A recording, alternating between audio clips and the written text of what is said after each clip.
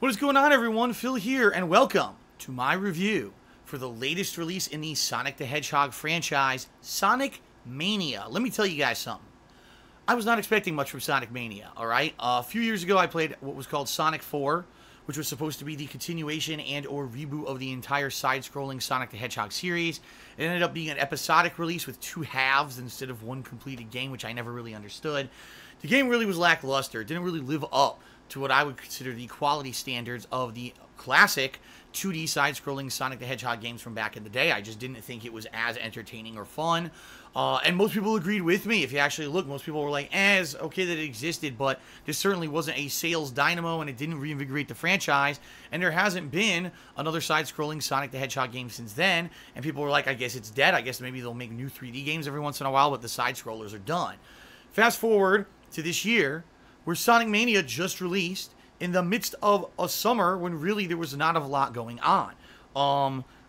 Boy, was Sonic Mania a breath of fresh air. First of all, it should be said right up front, the game is very much fan service. If you played the classic Sonic the Hedgehog games back on the Sega Genesis or Sega Master System, whatever it was called in your respective territory, you're gonna just immediately be engaged by the look and feel and sound of Sonic Mania. It plays exactly like those old games, like Sonic 1, 2, 3, Sonic & Knuckles, and Sonic CD.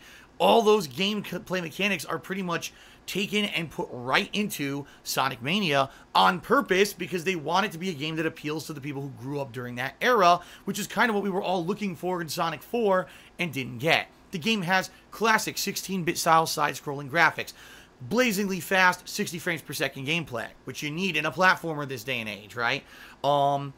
Music, oh my god, the music, I love it. It's just one of the big highlights for me of Sonic Mania because it's got a lot of the classic tunes from those classic throwback Sonic games from Sonic 1, 2, 3, and I believe even Sonic & Knuckles and Sonic CD are all represented in this game with different various tracks and things that were selected and put into here. Really awesome. Stages of this game were taken from those classic throwback games, including Green Hill Zone, Chemical Plant, Oil Ocean, Speed Highway, or excuse me, Stardust Speedway. I got the wrong one there. And various others. I mean, most of the stages of Sonic Mania are based upon those classic throwback stages, only they have new additions, variations, and each stage now has a Phase 2 that's completely new and done from the ground up and doesn't even have any of those classic things from the original games. Therefore, you get your flavor of nostalgia, and you get your flavor of something completely and utterly new when you play one of the worlds in Sonic Mania. The way it works is just like classic Sonic. You start off as Sonic with Tails as your sidekick, controlled by the AI, and you go, from world to world, side-scrolling, trying to survive, collecting power rings in order to have an ability to get hit and not die. If you get hit, you lose your rings. You got to try to collect more quickly, because if you have no rings and you get hit, you will die. Really fast, fun, fast-paced. If you hold down and press the button, you'll charge the super spin that Sonic has. Go really fast. You're going to try to go loop-de-loop through ramps, do super jumps with it, do platforming and the like. Yes, there are water stages where you're underwater and you have the mechanic where you're running out of air. You have to grab air bubbles and the like to survive. You obviously have to avoid spikes, fire, and other different kinds of things as you're going through the world of Mobius. And also, of course, all of Dr. Robotnik's, I guess now we call him Dr. Eggman's machinations. All these roboticized creatures will constantly be trying to kill you at every turn. And the game is so awesome for having that kind of throwback feel. In addition, the game's difficulty, some stages are really easy while others are very, very challenging. By the end of the game, some of the stages are actually incredibly challenging to the point where I felt like, wow, this feels like the epitome of where they would have went if they kept making those 2D side-scrolling Sonic games, because this is tough as balls, but hey, I'm loving it, right?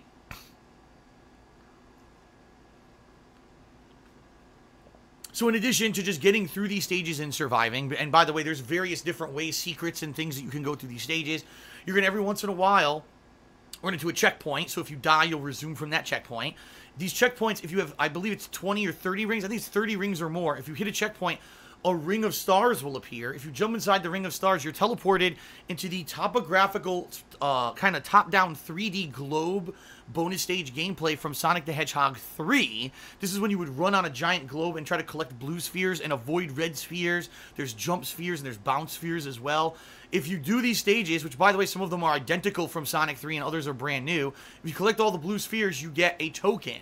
These tokens are for extra unlocks that will unlock game modes like debug mode and other stuff after the fact, after you've collected enough of them. So that's kind of a cool Easter egg bonus. You don't ever need to do one of those bonus stages. They don't add to the story or the gameplay of the game, but they unlock some cool collectibles and unlockables if you do them.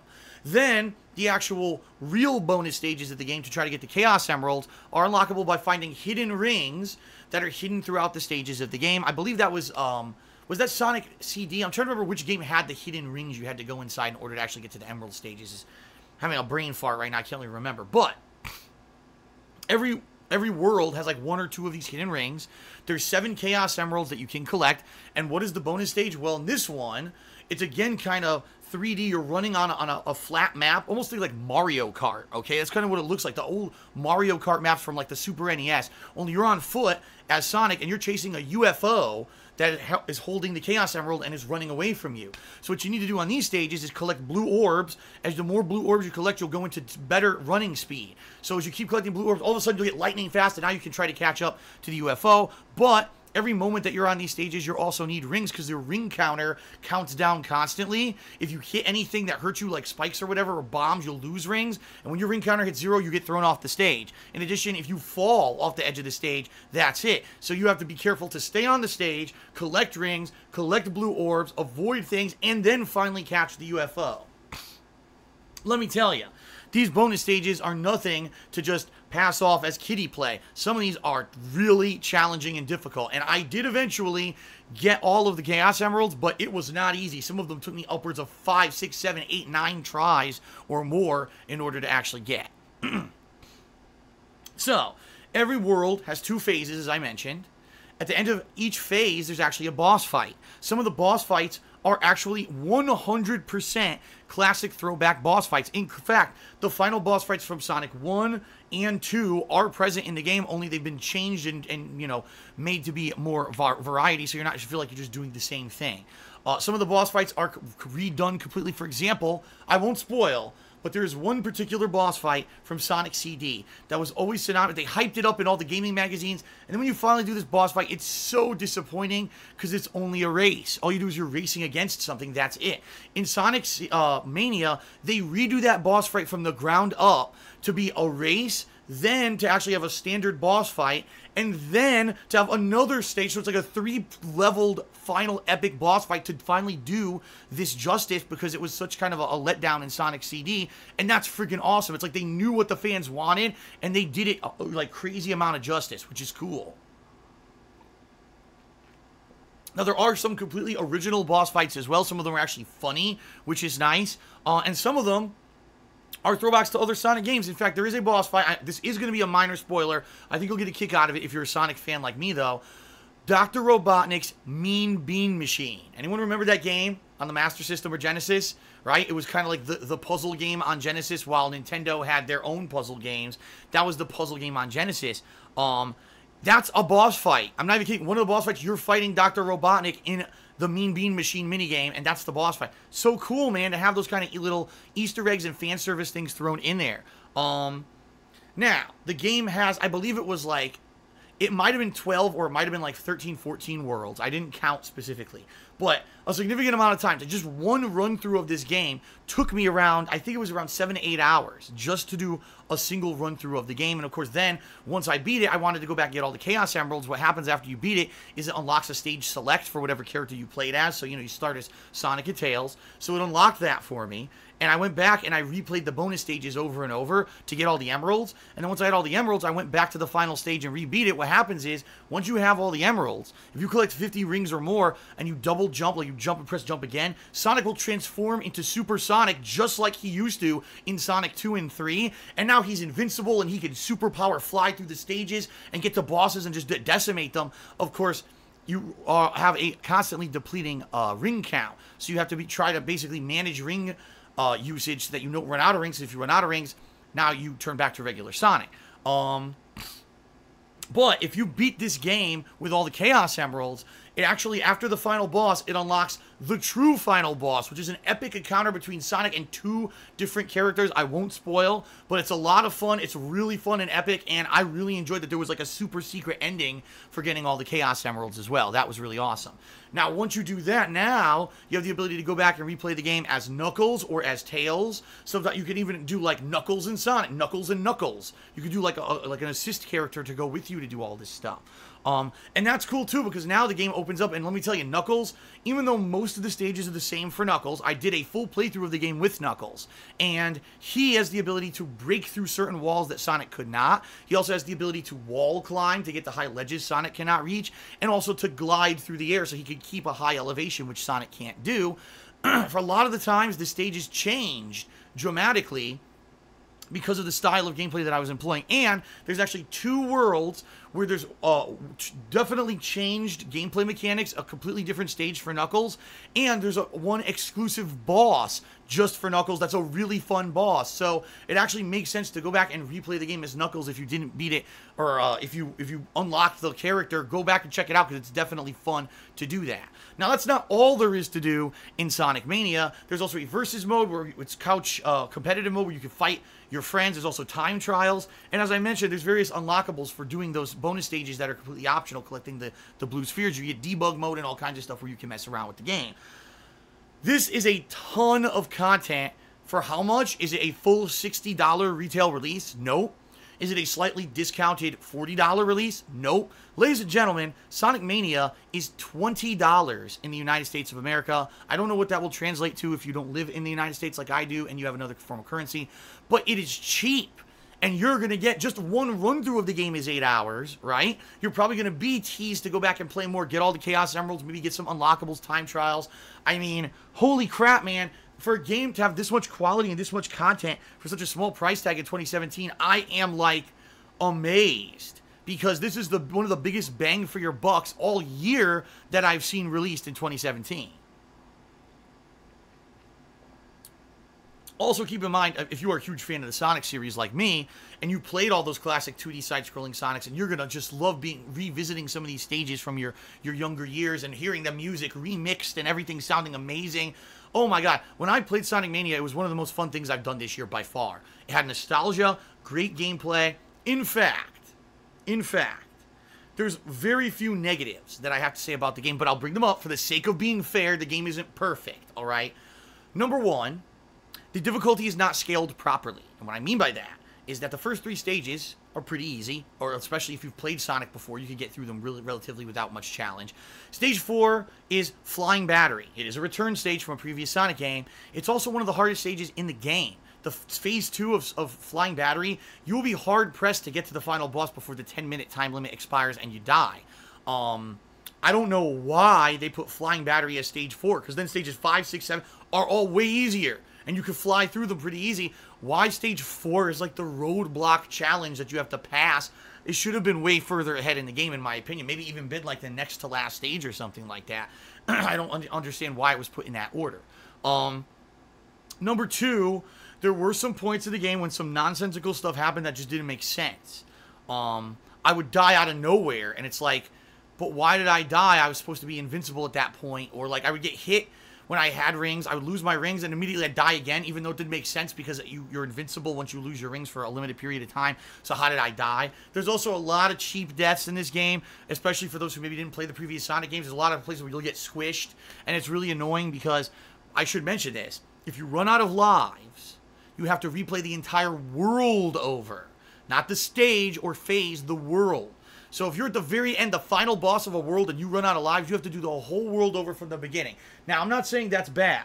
In fact, I'll even go as far to say that's kind of a good thing because it adds challenge to the game. And that's how the classic platformers used to be. But when you get a cheap death out of nowhere, and now you're out of lives, I got to replay another 30 minutes of gameplay now because of that. Especially the final stage of the game is incredibly confusing and challenging. It could be a little frustrating. I think they might have done a little bit of a better job with that overall. But outside of and one more thing that I should bring up because I did bring this up during the playthrough. Ladies and gentlemen, we all use wireless controllers now. I mean, let's face it. I mean, even though this is plugged into my laptop in front of me to charge it constantly. This is not plugged directly into my PS4. Ladies and gentlemen, wireless controllers have input lag and they drop inputs. They're not flawless. Now, they're certainly not horrendous. I mean, it's not like every time you go to play a game, oh my God, it's not reacting, or every time I press a button, 50% of the time the input doesn't count. Nothing like that. It's not nearly as bad as that. But out of all games that you'll play, this is a game where you will notice that if you've played the classic Sonic the Hedgehog games on the original Genesis or Master System with the old style tube TV and that wired Genesis or Master System controller versus using this controller, you're going to notice there is more delay. Like, you're going to go to jump, oh, I need to jump right away to survive. Sometimes you'll be delayed. Oh, you have to adjust to it. It's just a natural thing we all have to adjust to now because most games don't need that kind of ridiculous spur-of-the-moment reactions anymore. And so this wasn't designed for that kind of thing with the wireless connectivity. Now, some people have said, well, Phil, did you know that if you buy the new model of PS4 controller and you plug it into the PS4, you can go into a USB wired mode? No, I didn't know that. At the same time, this is not the new style. This is the older style controller, and it doesn't even work with that functionality. For the most part, most people are using the Bluetooth and or wireless capabilities of their controller, and they are feeling some innate extra input lag and some input drops, and you're going to experience some of those. It will make the game, quite honestly, probably more challenging than if this game were designed for the original Sega Master System or Genesis, but it's just something we all have to put up with now in 2017. This is the modern era of gaming, and this is how it goes, all right? So, all things considered, fan service, amount of gameplay, amount of replayability, bonus stages, music, graphics, which look amazing because they're the same graphics as what we wanted, right? Optional content that unlocks after you beat the game, and the fact you can replay it with different characters, the other modes and stuff, and the price tag of $20. Ladies and gentlemen, Sonic Mania is one of the best games of the year. I'm saying that not for me. It's one of the best. It is factually one of the best games of the year. Unless you absolutely hate old school 2D side-scrolling platformers, this game is fucking outstanding. It is a great value. It is well designed.